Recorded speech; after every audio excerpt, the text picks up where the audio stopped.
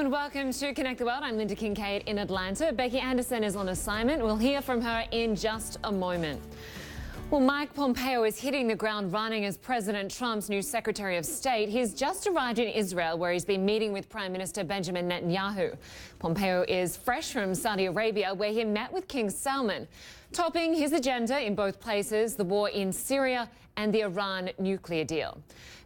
Well, Ben Wedeman is in Amman, Jordan. Oren Libermann is in Jerusalem. Good to have you both with us. I want to go first to Oren, where the new Secretary of State has just given some remarks there. He joked that he's only been in the job a few hours, hasn't even been to his office.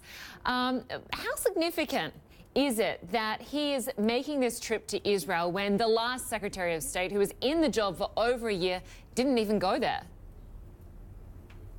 I would say it's very significant, and that's exactly the message that the Secretary of State and President Donald Trump wanted to deliver, that with this new position, it was essentially straight to Israel, as well as straight to Saudi there. You correctly note that former Secretary of State Rex Tillerson, on a trip through the Middle East, skipped Israel. So Mike Pompeo coming here is very much a statement about how this will work and the ties between the U.S. and Israel. In terms of what was on the agenda, that can simply be described in one word. This meeting was all about Iran. That's exactly where Pompeo wanted to keep it, as well as Prime Minister Benjamin Netanyahu. Netanyahu has been the most vocal, the most outspoken critic of the Iran nuclear deal. Recently, he started saying fix it or nix it, urging the U.S. to change it in some way or scrap it altogether. Trump indicating that he's leaning towards nixing it at this point, with 2 weeks until he has to recertify that Iran is in compliance with the deal. So this meeting very much focusing on Iran, but not only the nuclear deal, also Iran's presence in Syria, as well as its ballistic missile program. That is exactly where Netanyahu wanted to focus, as he keeps lobbying against Iran, essentially not only with the U.S., but with also other signatories to the Iran nuclear deal. Thanks, Oren. I want to go to Ben, because prior to coming to Israel, Mike Pompeo came to Saudi Arabia. And we heard from the Saudi foreign minister saying that the U.S. and Saudi Arabia have a lot in common. He described it almost as identical, but there are a lot of differences. Becky alluded to some of them in her piece. Was Saudi receptive to Pompeo's message?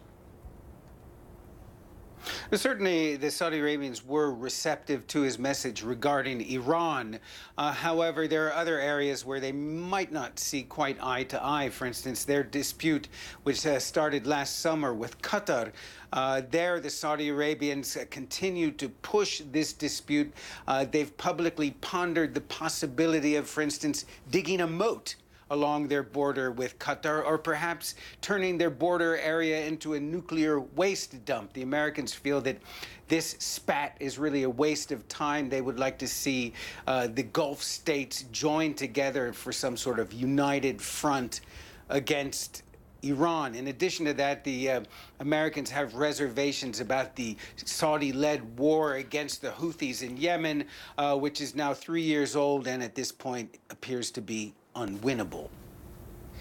And while these sort of talks are going on, this very important trip is happening, I understand, Ben, obviously the threat of terror never far from the mind of people in the region. You recently visited the Jordanian desert. How are they preparing for a possible attack?